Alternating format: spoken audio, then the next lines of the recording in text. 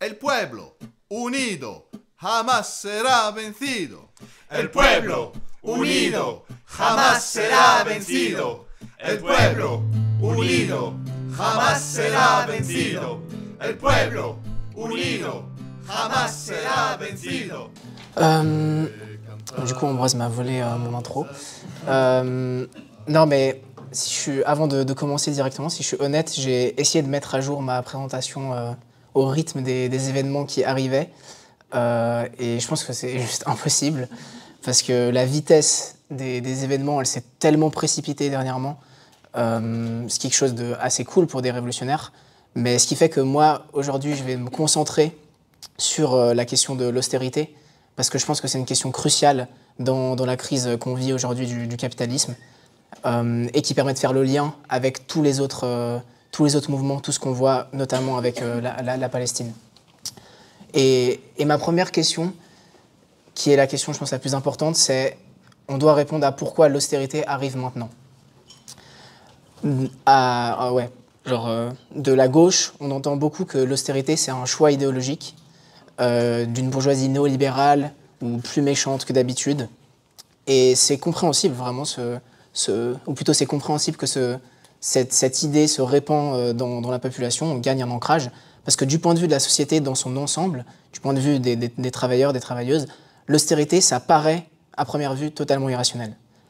D'un côté, depuis des années, les conditions de vie de la plupart des gens, même dans les économies capitalistes les plus avancées comme la Suisse, stagnent, voire se dégradent. Aujourd'hui, la moitié des familles suisses peinent ou n'arrivent pas à finir leur mois avec leur budget. Rien que pour l'éducation, presque la moitié des enseignants sont au bord du burn-out, ou alors ils n'exercent pas leur métier plus de 5 ans. Il manque 6000 personnes enseignantes et 3000 classes. Et de l'autre, on voit juste que nos capitalistes n'ont jamais été aussi riches.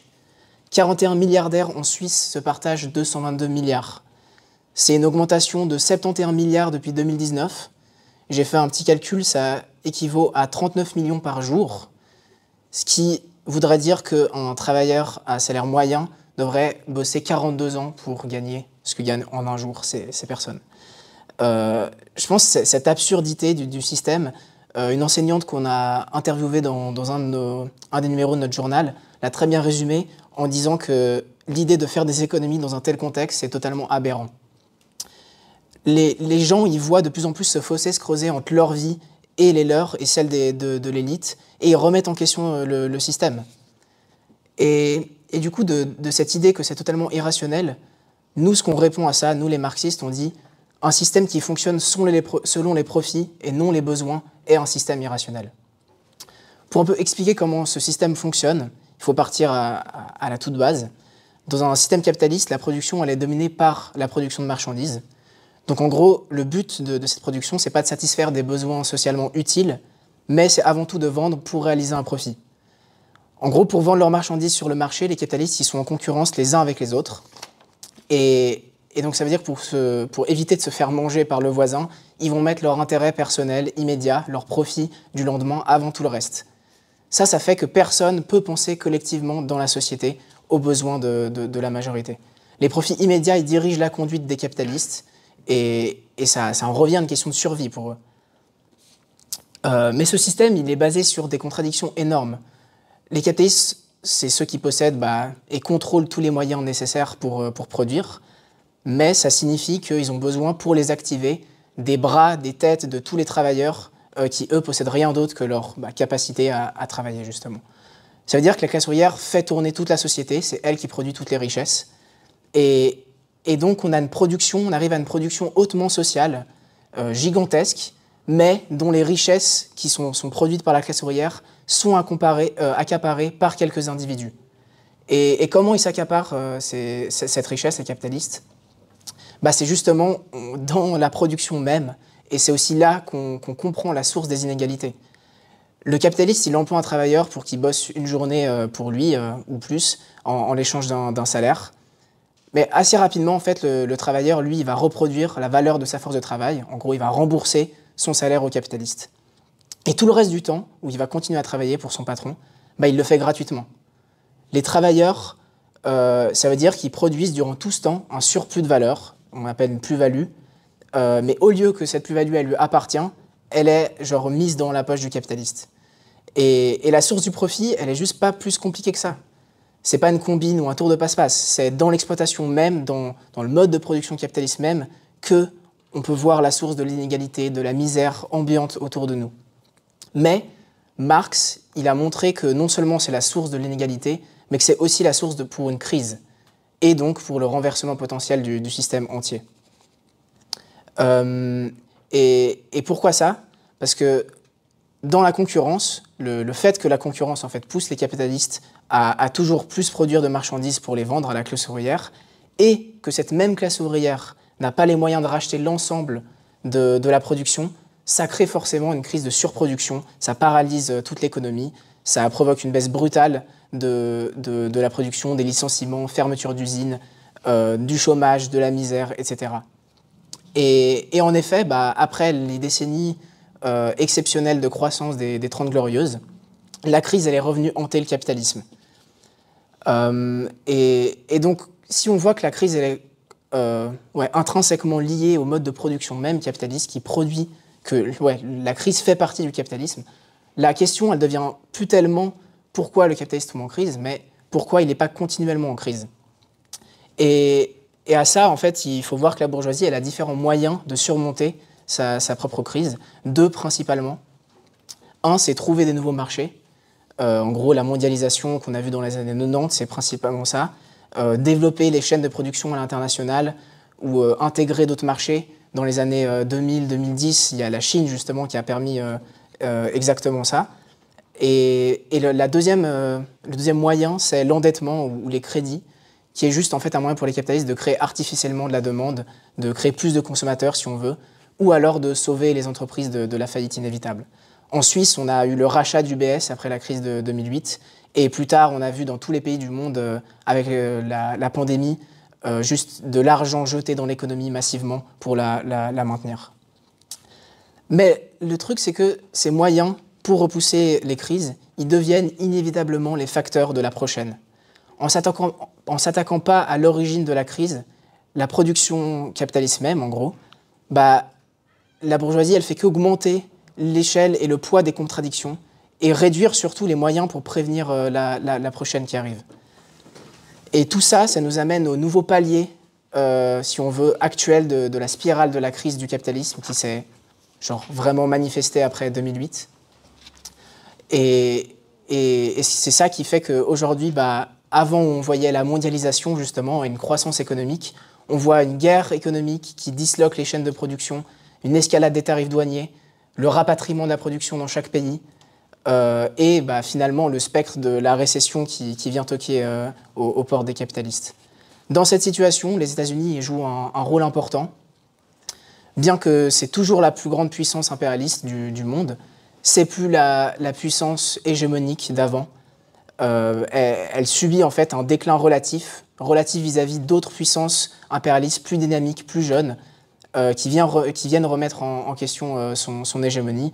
Et le pays, l'impérialisme qui fait le plus ça, c'est la Chine. Les États-Unis, du coup, dans cette situation, ils tentent de défendre leurs profits en s'attaquant aux autres pays. Et c'est ce qu'on entend avec le America First de Trump. Ça reflète en fait juste ce nouveau chacun pour soi qu'impose la crise. Et en fait, surtout pour les US, ça veut dire les autres en dernier. Dans une telle situation où se pose la question quelles usines vont fermer parce que les débouchés y manquent, les États-Unis, eux, ils interviennent avec toutes leurs forces économiques et militaires pour faire en sorte que ce soit celles des autres qui ferment. Et cette montée du protectionnisme, ces tensions entre blocs impérialistes, elles ont spécialement des conséquences dramatiques pour l'Europe. Il y a plusieurs raisons à ça. La première qu'on doit souligner, c'est que l'Europe, elle est passée vraiment d'un bastion du capitalisme naissant et des premières puissances impérialistes au maillon faible du capitalisme mondial. La France, c'est un très bon exemple de ce déclin continu du capitalisme européen, où avec la crise de surproduction généralisée, les capitalistes, ils ont de moins en moins investi dans la production réelle, car juste aucun marché était profitable pour eux. Et ils se disaient juste, en fait, à quoi bon produire plus ou à plus bas coût si je peux juste pas vendre mes marchandises facilement. La spéculation, elle est devenue un nouvel oasis pour pour ces capitalistes, faire de l'argent juste avec de l'argent, sans prendre le risque de la production et de moderniser ça. Et on voit justement que, au lieu d'investir dans des nouvelles technologies, les capitalistes, ils ont préféré délocaliser leur entreprise, pressuriser les salaires de la classe ouvrière et payer toujours de plus grosses dividendes aux actionnaires. L'Allemagne, elle fait totalement partie de ce processus.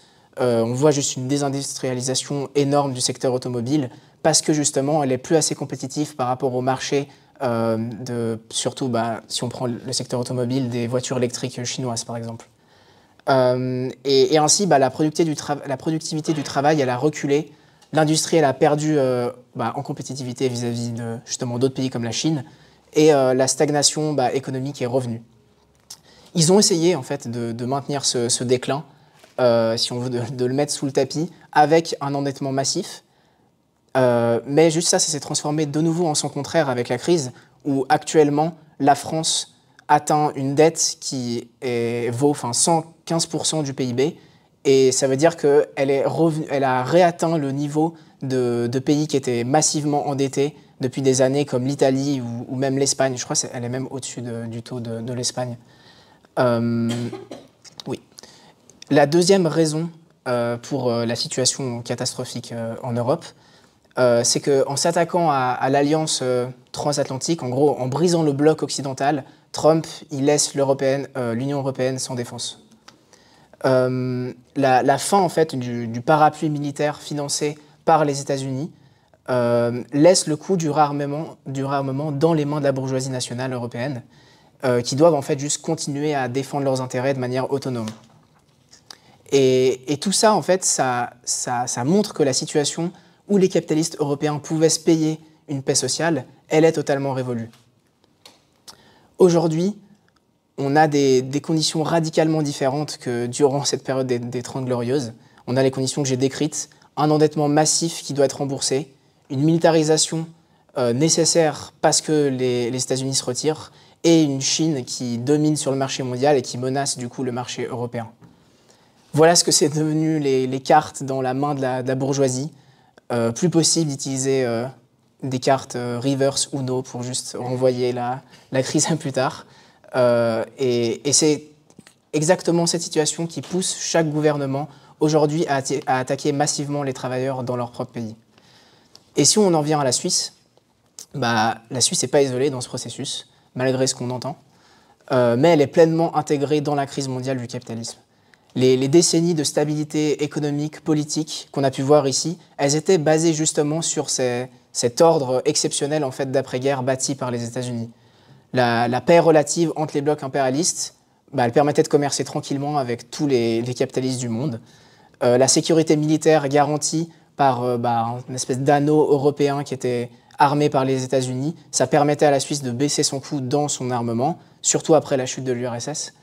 Et le libre-échange qui était martelé par les États-Unis en collaboration avec tous les autres pays, ça permettait une intégration toujours plus massive dans le marché mondial qui, lui, était en pleine expansion. Du coup, ce changement tectonique de rapport de force entre les grandes puissances impérialistes, il a des conséquences profondes aussi pour la Suisse. La montée du protectionnisme et des tensions entre les blocs mine les piliers du modèle de l'exception de ce pays. Les tarifs, en fait, expriment très bien ça. Les 39% que Trump a appliqués à la Suisse, en fait, ils viennent juste la pousser un pas de plus dans la crise mondiale. Et pour un pays qui dépend totalement des exportations, une guerre économique, ça fait très mal. On peut désormais dire que la Suisse fait partie du maillon faible qui est devenu l'Union européenne. Et si on en revient à la question de l'austérité, dans ce nouvel ordre mondial, la bourgeoisie suisse, elle a besoin, comme toutes les autres bourgeoisies nationales, de rétablir sa compétitivité sur la scène internationale. Sauf que la Suisse, c'est un petit pays impérialiste qui a désormais perdu tous ses atouts pour jouer dans la cour des grands, ce qu'elle a pu faire de manière exceptionnelle pendant 80 ans. Et de nouveau, les tarifs, on voit ce changement de situation. Trump, il traite désormais la Suisse, comme toutes les autres puissances européennes, comme une concurrente qui essaye de grappiller une part du butin. Le choix qui reste à la classe capitaliste suisse dans ces conditions, c'est de s'attaquer à sa propre classe ouvrière, et ça sans attendre. Les cadeaux fiscaux qu'on voit glisser dans la poche des grands patrons suisses, les subsides pour protéger leurs profits des tarifs de Trump, ou encore même les 257 milliards qu'on a vus dans les poches des banquiers de Crédit Suisse pour éviter leur faillite totale. Genre tout cet argent, ils sont en train de le prendre maintenant dans notre éducation, dans nos hôpitaux, dans notre santé. La Confédération prévoit 8,5 milliards d'économies dans les prochaines années, et ça c'est que le début, même eux ils le disent. À Genève, il y a un plan de réduire le budget de 637 millions sur 4 ans, avec déjà 180 millions juste pour l'année prochaine. Et j'ai été voir ce budget un peu plus en détail, et en fait juste de lire le budget, ça montre à quel point toutes ces attaques elles sont liées, et c'est quoi l'objectif de la bourgeoisie. On voit genre à côté, les unes à côté des autres, suppression des annuités, coupe dans les subsides et toutes les autres aides sociales, augmentation des heures de la classe ouvrière, baisse des salaires, augmentation des primes d'assurance maladie, genre tout ça dans un tableau Excel pour juste genre, réduire leurs coûts. Le budget, il est juste explicite. C'est une nécessité de classe pour eux. Et si jusque-là, je ne vous ai pas convaincu encore, je peux faire parler un capitaliste par ventriloquie.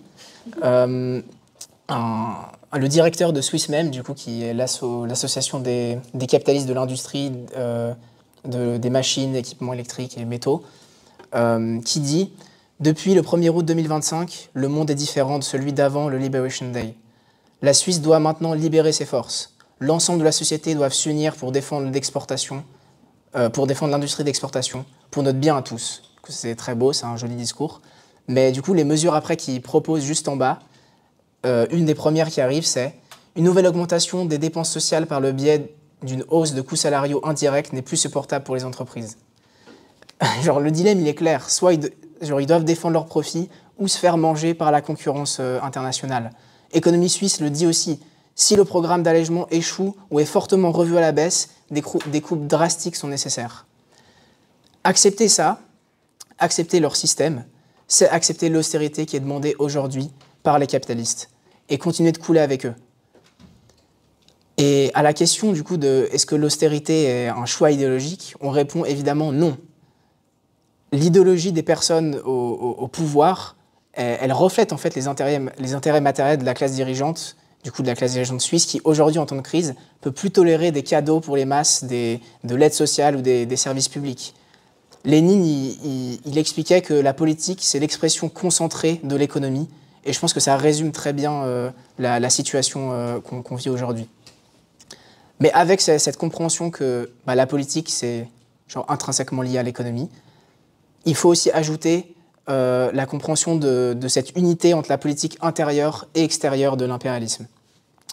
En gros, l'État, c'est pas un État neutre, c'est l'État des capitalistes, c'est-à-dire qu'il doit garantir, son rôle, c'est de garantir les conditions de profit autant à l'intérieur qu'à l'extérieur. D'où le fait que la politique extérieure des impérialistes, c'est toujours la prolongation de leur politique interne. Et ça, juste, en fait, on le voit de manière de plus en plus flagrante aujourd'hui, où ce qu'ils nous prennent dans l'éducation, où est-ce qu'ils le mettent? Ils le mettent dans la militarisation. Défendre ses intérêts dans un monde en plein remaniement politique, où la concurrence augmente énormément entre chaque impérialiste, ça signifie, pour toutes les bourgeoisies nationales, de pouvoir assurer aussi par la force la défense de ses investissements, de ses marchés, des zones d'influence, etc. D'où en fait les 4 milliards que l'État suisse met dans l'armée pour la renforcer. Il s'inscrit là-dedans pleinement dans la cour générale à l'armement qu'on voit en Europe, qui justement, abandonnée par la machine militaire européenne, américaine, doit compenser. Et je trouvais que pour exemplifier le point que c'est vraiment la même question, leur attitude à l'extérieur et ici, que la question en fait du génocide des Palestiniens par Israël était super utile. Ou si on analyse la politique extérieure, si on veut, de l'État suisse, par rapport à ça, c'est évidemment la sacro-sainte neutralité. Israël a le droit de se défendre, il y a de la violence des deux côtés, blablabla, blablabla. Ça, c'est totalement hypocrite. C'est genre le premier truc qu'on doit dire. Tout le monde voit que c'est un État impérialiste, surarmé par l'impérialisme occidental, qui opprime et massacre depuis bientôt 80 ans un peuple sans État, sans droit, sans rien. Et donc l'État suisse, il n'est pas neutre pour des raisons humanitaires. C'est juste que pour un petit pays parasitaire comme la Suisse, justement, qui est totalement dépendant de ses exportations, la neutralité, si on veut, c'est le masque parfait pour faire des deals avec tous les capitalistes du monde entier, sans se mettre à dos des partenaires commerciaux, même si c'est des génocidaires. Et en fait, on voit que c'est les mêmes calculs froids de profit qui poussent les capitalistes suisses à soutenir le massacre des Palestiniens, qui les poussent à s'attaquer à notre éducation, à notre santé. En gros, les vies à Gaza, elles n'importent pas plus que les vies ici. Super. Et ça, de nouveau, nos capitalistes nous aident à voir clair, puisque dans un même article de SwissMem que je citais avant, qui s'intitule « Le scénario catastrophe devient réalité », SwissMem exige des mesures urgentes. Il dit « Le Conseil national doit approuver la révision de la loi sur le matériel de guerre conformément au projet discuté par le Conseil des États. C'est la seule façon de permettre à nouveau l'exportation de biens d'armement vers des pays partenaires et de renforcer la confiance en la Suisse. » Juste, il n'y a pas plus clair que ça. L'État qui envoie des armes ou alors qui envoie ses policiers pour tabasser et gazer des manifestants jeudi, comme Ambroise le disait, c'est le même juste qui double nos taxes étudiantes ici et qui augmente partout le prime des assurances maladie, etc. La matraque qui s'abat sur nos têtes dans ces manifs, c'est la même qui s'abat sur nos portefeuilles. Elle est tenue par la même main, et ça, c'est celle des capitalistes. Et évidemment, toute cette situation, elle crée un énorme mécontentement dans la classe ouvrière. En fait, généralement, ça crée les conditions pour une reprise explosive de la lutte des classes partout. Le meilleur exemple qu'on a le plus proche de nous, c'est la France, évidemment, avec le mouvement Bloquons tout. Mais ici aussi, en Suisse, on a vu un rassemblement le 1er octobre devant Unimail pour lutter contre la hausse des taxes et contre l'austérité. Il y a une manif à Berne et il y a des grèves qui sont déclarées dans le service public à Fribourg, dans la construction qui arrive. Le mécontentement est aussi arrivé en Suisse et se manifeste de plus en plus.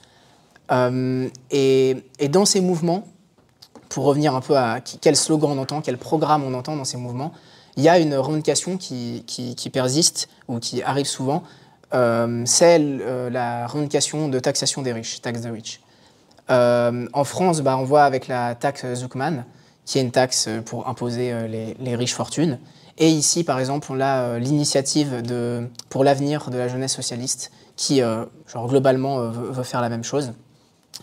Et je pense que le premier truc qu'on doit dire par rapport à cette revendication, c'est qu'elle a le mérite de pointer les inégalités et de montrer en fait où prendre l'argent pour satisfaire nos besoins. C'est pas dans nos poches, mais c'est celle des capitalistes, et ils en ont plein de cet argent. Mais ensuite, la deuxième question qu'on devrait se poser, c'est est-ce que ça marche? Parce que on remarque que ça suffit pas de demander gentiment. C'est justement pas une question de morale pour eux. C'est pas en leur donnant des arguments de à quel point on souffre qu'ils vont changer. On a vu la situation que j'ai expliquée avant, dans laquelle sont les capitalistes actuellement. Ils vont s'opposer à chaque mesure qui vont s'attaquer à leurs profits.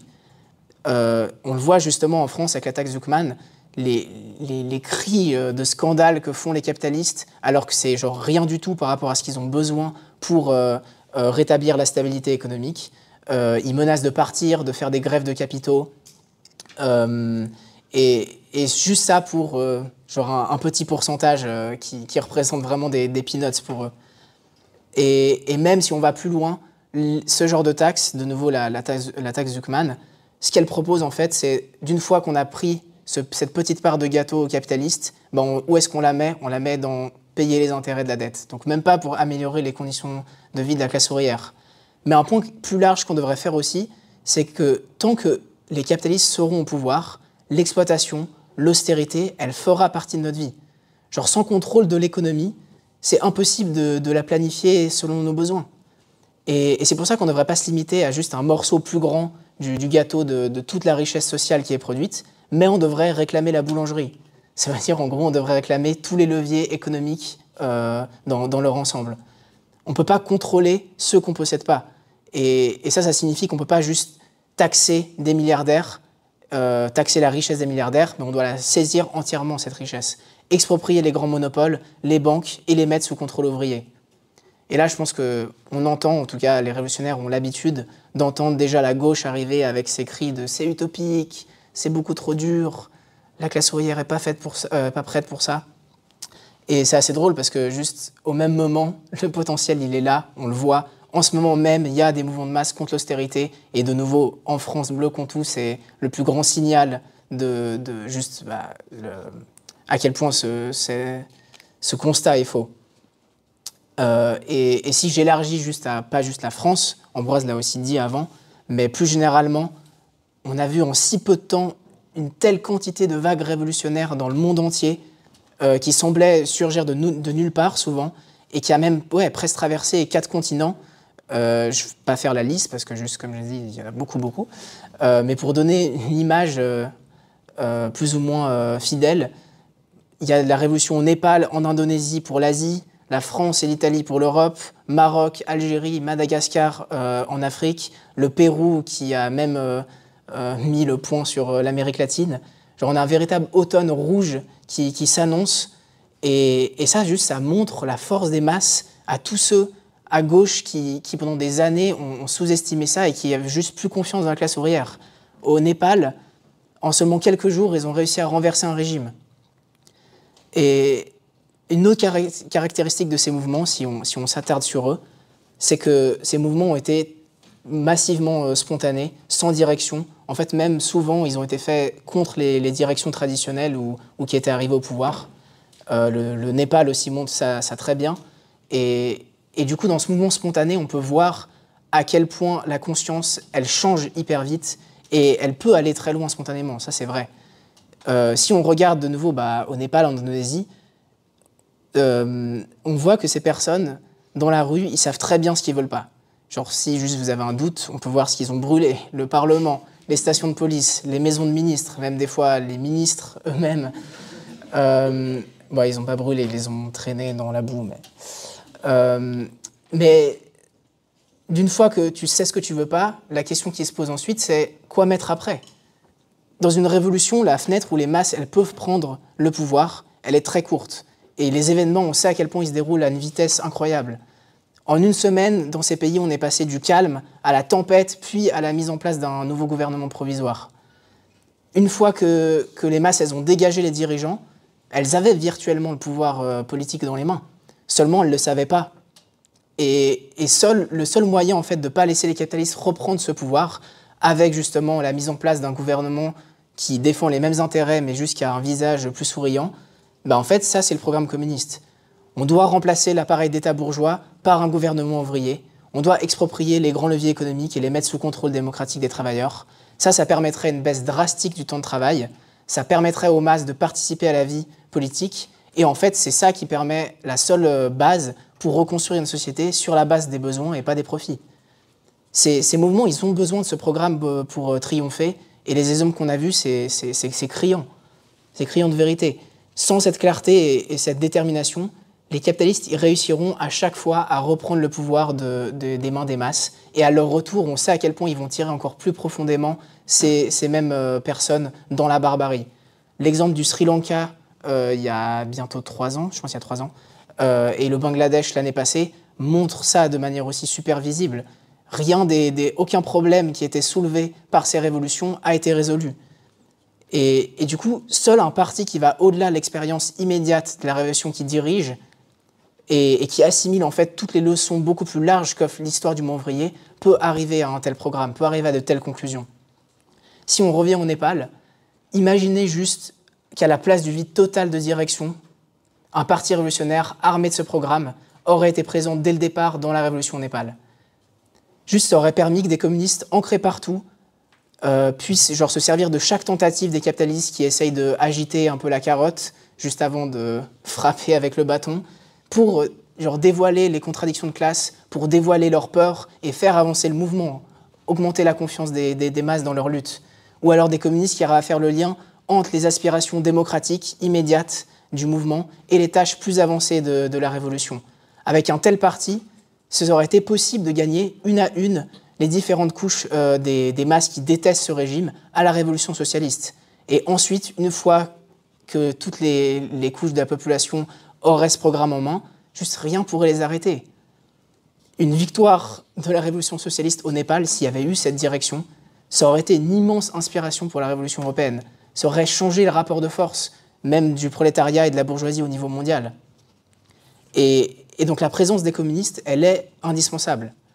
Si je retourne plus en Suisse, parce que le Népal c'est quand même assez loin, et pour que ce soit plus concret, on a un rapport dans notre avant-dernier journal, je pense, voilà, celui-là, sur des camarades qui étaient présents à une assemblée générale à Fribourg, convoquée par le SSP. Donc en gros, le contexte, juste, c'est que le canton de Fribourg il prévoit de couper 490 millions dans son budget pour les 3 prochaines années. Et donc forcément, les travailleurs se mettent en lutte contre ces attaques. Et le SSP a convoqué une AG dans ce but-là. Et le rapport explique qu'au début, la direction elle a mis sur la table différentes propositions de plan d'action. Il y avait d'un côté la grève, de côté les manifestations, ou alors les deux. Et en fait, de faire ça, de proposer à l'Assemblée, ensuite de discuter démocratiquement de qu'est-ce qu'on va prendre comme moyen de lutte, c'était un pas super combatif de sa part, et c'était ça qu'il fallait faire. Mais ensuite, quand ils ont vu la réaction des travailleurs, qui ont direct sauté sur la proposition de grève, en fait, cet enthousiasme de la base, il a juste fait un peu reculer la direction, qui a essayé de un peu retourner sa veste et de dissuader les travailleurs de faire la grève, ou en gros de dire on remet ça à la prochaine AG, c'est un peu trop précipité. Et à ce moment-là, on avait 2 camarades présents dans cette assemblée générale qui non seulement ont été les seuls à se lever au moment des propositions et expliquer politiquement c'est quoi la force d'une grève, pourquoi c'est le seul moyen qui permettrait de gagner contre ces attaques, mais aussi quand la direction a essayé de faire marche arrière et de juste repousser la question de la grève au lendemain, c'est aussi un camarade qui était présent, qui s'est levé et qui a dit non, on doit voter sur cette proposition, c'est la seule manière de savoir si notre base est prête et de pouvoir passer à l'action. Ça a permis, juste cette intervention, elle a permis aux travailleurs d'exprimer leur mood combatif, de voter oui en gros à la grève. D'ailleurs, il y a eu 112 voix pour voter pour la grève contre ces coupes budgétaires. Et sans cette intervention, je pense que c'est pas non plus trop exagéré de dire que la proposition de grève aurait probablement été remise à la prochaine réunion et que peut-être la grève elle n'aura pas eu lieu la semaine suivante. Ce que je veux dire, c'est que nos camarades ils n'ont pas créé les conditions pour que la grève elle arrive, mais ils ont exprimé de manière consciente la colère des travailleurs présents et leur volonté d'agir contre ces mesures avec une efficacité pleine. Et cet exemple, évidemment, c'est 2 communistes dans une assemblée générale en Suisse. C'est un minuscule aperçu de l'impact que les communistes pourraient avoir dans une telle lutte et dans des luttes beaucoup plus grandes. En fait, il faudra même dire qu'il nous faut beaucoup plus de communistes pour intervenir dans des grands mouvements comme on voit en France, au Népal, qui font sortir des millions de personnes dans la rue. Ces communistes, ils ont besoin d'un parti pour s'organiser, pour s'entraîner à faire ça.